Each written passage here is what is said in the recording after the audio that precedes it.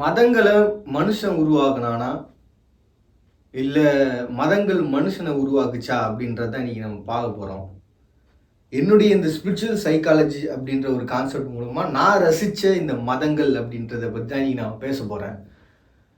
முதல்லயே சொல்லிடுறேன், ஒரு வயிற்றெரிச்சலில் தான் இதை நான் பேசுகிறேன். ரீசன் என்ன அப்படின்னு பார்த்தீங்கன்னா, நம்மளாம் என்னதான் பட்டம் படித்து முடித்து எவ்வளவுதான் உழைச்சாலும் நம்மளால் சம்பாதிக்க முடியாத ஒரு பெரிய சம்பாதியத்தை மடாதிபதிகள் சம்பாதிச்சு அவங்களுக்குன்னு ஒரு கோட்டையை கட்டிக்கிட்டு வாழ்ந்துக்கிட்டு இருக்காங்களேன்ற ஒரு வயிற்றெரிச்சலை தான் பேசுகிறேன் நான்.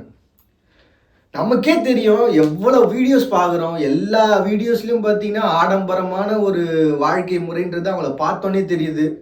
அப்படி என்னதான்டா ஆடம்பரமாக அவங்க பண்ணுறாங்க, அப்படி என்னதான் மக்களுக்கு சொல்லித்தராங்க அப்படின்னா, உங்களை நீங்கள் உணர்றது எப்படி, இறைவனை அடைவதற்கான வழி என்ன, ஆதி சிவனை அடைவதற்கான வழி என்ன, அவரை அடைவதற்கான வழி என்ன, அல்லாவை அடைவதற்கான வழி என்ன, ஒரு ஜீசஸ் கிறிஸ்ட்ல இருந்து ஒரு புத்திசம்ல இருந்து இந்த உலகத்தில் இருக்கக்கூடிய டாப் மோஸ்ட் 12 மதங்கள் சார்ந்து இறைவனை அடைகிறதுக்கான வழி என்னான்னு காட்டுறதுக்கு ஒரு கூட்டம்.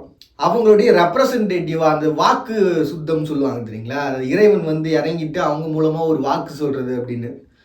அது தொடர்ந்து பார்த்தீங்கன்னா இந்த சோழிகள் உருட்டி, தாயக்கட்டைகள் உருட்டி, ஓலைச்சுவடிகள் மூலமா ஒவ்வொன்றும் பார்த்தீங்கன்னா ஒவ்வொரு வெரைட்டியில் எல்லாமே வந்து பார்த்தீங்கன்னா மதங்களினுடைய ஒரு வழித்தோன்றல்களா அவங்க சொன்னாங்கன்னா அது கரெக்டாக இருக்கும்பா, செய்யலாம். அடுத்த அடி எடுத்துனா கூட அவங்க சொன்னாங்கன்னா நடக்கும். ஏன்னா கிண்டல் பண்ணுறேன்னு தப்பாக நினச்சிக்க கூடாது. நான் வந்து சும்மா ஏதோ ஏனோ தானோன்னு பேச விரும்பல. முதல்ல இங்கே இருக்கக்கூடிய இந்த பாசிட்டிவான விஷயங்கள் எல்லாம் ஸ்பிரிச்சுவல்லாம் என்ன அப்படின்றத நான் சொல்லிடுறேன். ஏற்கனவே இதே மாதிரி ஒரு வீடியோவில் நான் இதை பற்றி நான் முழுமையாக எக்ஸ்பிளைன் பண்ணியிருப்பேன். நான் யார் அப்படின்ற ஒரு கேள்விக்கு எனக்குள்ளே எழுப்பக்கூடிய அந்த எழக்கூடிய ஒரு ஆன்ம சக்தி தான் பார்த்தீங்கன்னா ஏகப்பட்ட கேள்விகளை, எனக்கான வாழ்க்கைக்கு சார்ந்த கேள்விகளை எனக்குள்ளே எழுப்பி தரும், அதுக்கான பதில்களை உருவாக்கி கொடுக்கும். ஒரு மனிதனுடைய சிந்தை அப்படின்றது பிரபஞ்சத்தோடு சம்மந்தப்பட்ட ஒன்று அப்படின்னு நம்ம நினச்சா கூட, ஒரு குரூப்பாக ஒரு இடத்துல மக்கள் இருக்காங்க, பாசிட்டிவான ஒரு திங்கிங் இருக்குது, அவங்களுடைய எண்ண அலைகள் எல்லாம் ஒரே மாதிரி இருக்குது அப்படின்ற பட்சத்தில் அவங்களுடைய எண்ணமும் ஒரு நல்ல ஒரு சிந்தனையோட ஒரு சந்தோஷமான ஒரு மனநிலையோடு இருக்கும். அதுதான் கோவில்கள் கட்டி வச்சிருக்கிறாங்க அந்த காலகட்டத்திலேருந்து இப்போ வரைக்குமே கூட. உண்மையாக கோவில்கள் எப்போ உருவாக்குனாங்க அப்படின்னு பார்த்தா அதுவே ஒரு பெரிய கேள்விக்குறி தான். 2ஆம் நூற்றாண்டு வந்துச்சு, மகிஷர்கள் வந்தாங்க, தென்னிந்திய பகுதி அவங்க ஆண்டாங்க, இங்கே நாகர்கள் ஆண்டாங்க. அதுக்கப்புறமா ஏற்பட்ட ஒரு பெரிய கலவரம், அதனால் இந்து மதங்கள்ன்றது அதிகமாக உருவாக ஆரம்பிச்சுது. அதுக்கப்புறம் தான் நிறைய கோவில்கள் எழ ஆரம்பிச்சது. சிம்மக்கல்ன்ற இடத்துல 5000 வருஷத்துக்கு பழமையான ஒரு சிவலிங்கம் இருக்குது, உலகம் முழுக்க லிங்கம் இருக்குது. அதே மாதிரி சிவனும் ஜீசஸும் சந்தித்த ஒரு இடம் இருக்குது. எகிப்தில் இருக்கக்கூடிய இடத்துல 10,000 வருஷத்துக்கு மேலே அங்கே கல்லறைகள் இருக்குது. இதயத்தை எடுத்து வச்சாங்க அப்படின்னா ஒருத்தருடைய, அதாவது மறுபடியும் அவங்க வாழ்க்கையில் திரும்பி வர்றதுக்கான ஒரு இடம். ஏகப்பட்ட கான்செப்ட், ஏகப்பட்ட இடங்கள். ஒவ்வொரு மதமும் பார்த்தீங்கன்னா அவங்கவுங்களுக்குன்னு ஒரு கொள்கைகள், கோட்பாடுகள் இதெல்லாம் வச்சிருந்தாலும் அவங்க பிரிஞ்சதுக்கே பல கதைகள் இருக்கும். இப்போ நம்ம இஸ்லாம் எடுத்துக்கிட்டோம் அப்படின்னா சன்னி இஸ்லாத், சியா இஸ்லாத்னு சொல்லிட்டு பிரிய ஆரம்பிச்சாங்க, அவங்களுடைய நாடு தேடி போக ஆரம்பிச்சாங்க. அதனால தான் இன்னைக்கு வந்து பார்த்தீங்கன்னா லெபனான் போர் வரைக்கும் வந்து நிற்குது.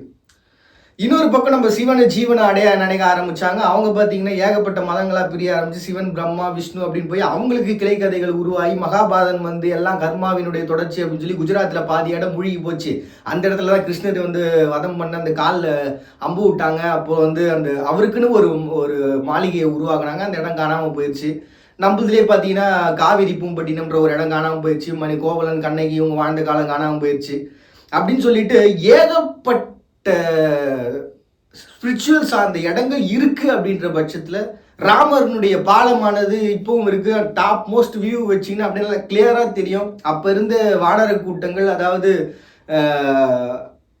அப்ப அந்த பரிணமிச்ச அந்த ஒரு காலகட்டம் இருக்கும்ல, அந்த வானர கூட்டம் வந்து என்ன பண்ணாங்க, ராமருக்காக ஒரு பாதையை அமைச்சாங்க. ஏன்னா அங்கே இருக்கக்கூடிய கற்கள் எல்லாமே தண்ணி மேலே மிதக்கும், அந்த மாதிரி தான் அவங்க ரெடி பண்ணாங்க. அப்போ இது எல்லாமே உண்மையாக நடந்த ஒரு விஷயம் தான் அப்படின்னு சொல்லிட்டு எல்லாமே வரலாற்று சம்பந்தப்பட்ட ஒரு தொகுக்கப்பட்ட நம்மளுடைய வாழ்க்கைக்கு ஏற்ற மாதிரி நம்ம சொல்லிக்கிற ஒன்று. இப்போ எங்கள் அப்பாவை பற்றி யாரா கேட்குறாங்கன்னு வைங்களேன், வயசாயிடுச்சுப்பா, அவர் வீட்டில் சும்மா கிடக்குறாருங்க அப்படின்னு சொல்கிறத விட, அவர் இப்போ வேலைக்கு போயிருக்காருங்க, அவர் இப்போ தான் வந்து ஒயரிங் போயிருக்காரு, ஸோ வரதுக்கு கொஞ்சம் லேட்டாக, கொஞ்சம் வெயிட் பண்ணுறீங்களா.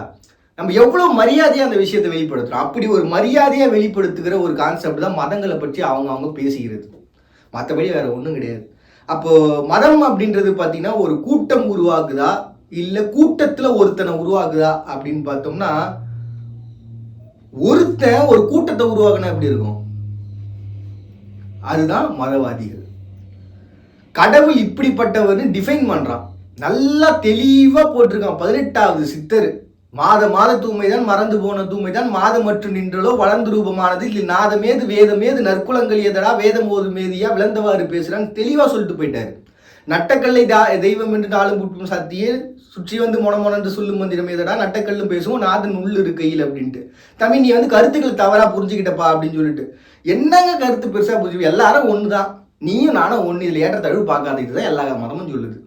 அப்புறம் எதுக்குடா இது? நான் ஏற்கனவே இந்த மதம்ன்ற ஒரு கான்செப்டில் நான் உருவாக்கிய மதம் அப்படின்னு சொல்றதுல இதை பற்றி தெளிவாகவே உங்ககிட்ட சொல்லிட்டு இருந்தேன். சரி, இந்த சொல் வாக்கு அப்படின்ற கான்செப்ட் வருது, அருள் வாக்கு அப்படின்றதுலாம் என்னப்பா அப்படின்னா ஆன்ம வழிபாடுகளுடைய ஒரு வழித்தோன்றல் தான். இப்போ நமக்கு நம்மளோட தமிழ் மதத்தை பொறுத்த வரைக்கும் ஆசிவகம்ன்ற கான்செப்ட் போயிடுவோம், வானிலையை பற்றியான ஆராய்ச்சிகளை செஞ்சது முருகன் வாழ்ந்த காலம் அப்படின்னு சொல்லிட்டு நம்ம சொல்லிட்டு போயிடுறோம். இப்போ இந்த ஆன்ம வழிபாடை பொறுத்த வரைக்கும் என்ன அப்படின்னு பார்த்தீங்கன்னா, ஆன்மாக்களினுடைய ஒரு வருகை, அதாவது இறந்து போன ஒருத்தவங்க மறுமை நாள் அதாவது இப்போ மறுபிறப்பு அப்படின்ற ஒரு கான்செப்ட் பார்த்தீங்கன்னா இல்லை. மறுபிறப்பு அப்படின்ற ஒரு கான்செப்ட் இல்லாத பொழுது ஒரு சில மதங்கள் அதை ஏற்றுக்கொள்ளாத போது மறுபிறப்புன்னு ஒன்று இருக்குது, மறுபிறவின்னு ஒன்று இருக்குது. இப்போ காந்தியடிகளினுடைய காலத்தில் கூட பார்த்தீங்கன்னா ஒரு பொண்ணு வந்து குட்டி பொண்ணு, நான் வந்து ஏற்கனவே இறந்துட்டேன், இந்த இடத்துல தான் போச்சாங்க, நான் இந்த ஊரில் தான் இருக்குன்னு சொல்லிட்டு கிராமத்துக்குள்ளே போயிட்டு அதுக்குன்னு தனியாக ஒரு டிபார்ட்மெண்ட்டே அமைச்சிருந்தாங்க. ஸோ இப்படி ஒரு கான்செப்ட்லாம் நம்ம நாட்டில் பார்த்துட்டு தான் இருக்கும். இந்த ரெட்டையர்கள் ஏற்கனவே நான் ஒரு இடத்துல இருந்தேன் இப்போ பிறந்துட்டேன் அப்படின்னு சொல்லி யூடியூப் சேனல் நம்ம தான் ஏகப்பட்டது பார்க்குறோமே. நான் வானத்துலேருந்து கீழே விழுந்தேன், இங்கேருந்து அங்கேருந்து பறந்தேன் அப்படின்னு சொல்லிட்டு ஒவ்வொருத்தரும் அவங்களுக்கு ஏற்ற மாதிரி ஒரு விஷயம் சொல்கிறாங்க. அதில் பாதி உண்மையாக இருக்குது, பாதி பொய்யா இருக்குது. பாதி 10% உண்மையாக இருக்கும், 90% நமக்கு அறியா இட்டு கட்டி. ஏன்னா நம்மளுக்கு கொஞ்சம் க்யூரியாசிட்டி ஜாஸ்தி. ஒருத்தர் அங்கேருந்து டமால் வின்ட்டார், பார்த்தேன் ஒரு பெரிய ஃப்ளைட் ஒன்று போச்சு, இங்கேன்னு போச்சு பார்த்தேன் சார் அப்படின்னா ஓகே சூப்பர் அப்படின்னு. ஸோ இப்படி ஒரு கான்செப்டில் தான் போயிட்டு இருக்கு. அப்போ ஒரு மதமோ ஒரு அருள் வாக்கு அப்படின்னா என்னன்னு பார்த்தீங்கன்னா மருள் தட்டுறதுன்னு சொல்லுவாங்க. இப்போ இங்கே ஊர் பக்கம்லாம் போனீங்கன்னு வச்சிங்களேன், திடீர்னு சாமி வரும், அப்படியே நிற்பாங்க, கண்ணுன்னு தனியாக ஊற்றும், ஏதாவது ஒரு வார்த்தை 2 வார்த்தை சொல்லுவாங்க, அவ்வளோதான். சடங்கு செய்யலையா, கோவிலுக்கு வரலையா, திருமணம் முடியும், அவ்வளவுதாங்க சொல்லுவாங்க. இதுதாங்க மருள் தட்டுறது. இது பேர் என்னன்னா ஒரு ஆன்மா, அதாவது நம்ம கூட வாழ்ந்தவங்களுடைய அதீதமான ஒரு அன்பு இருக்கு இல்லையா, அந்த அன்பினுடைய வெளிப்பாடு. நமக்கு முன்னாடி வந்து ஒரு தாத்தா பாட்டி செத்து போயிட்டாங்க, பிள்ளைக்கு பேர புள்ளி கல்யாணம் ஆகலை, திடீர்னு ரொம்ப நாள் ஆச்சு கோவில் பக்கம் போகிறாங்க, திடீர்னு இப்படி சாமி வருது, இன்னாருக்கு திருமணம் அப்படின்னா முடிஞ்சிடுச்சு. ஆஹா தாத்தா வந்தார் சொல்லிட்டாரு, அருள் வாக்கு நல்லதா போச்சு அப்படின்ட்டு.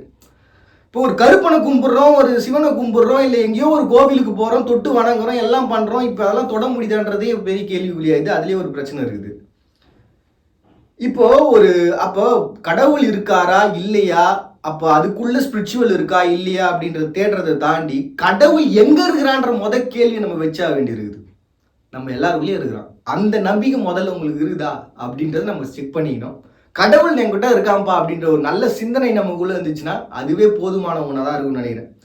இப்போ மதங்களை சார்ந்து பேசும்போது மதவாதிகள்ன்ற ஒரு கான்செப்ட்ல வந்துடுறாங்க. முதல்ல நான் சொல்லிடுறேன், தயவு செஞ்சு உங்களை கெஞ்சி கேட்டுக்கிறேன், முடிஞ்ச அளவுக்கு எவ்வளோ சீக்கிரம் பொட்டி படிக்கலாம் கட்டிக்கிட்டு வழக்கம் போல் இயல்பான வாழ்க்கையை வாழணும்னு நினைக்கிறீங்களோ வாழ்ந்துருங்க.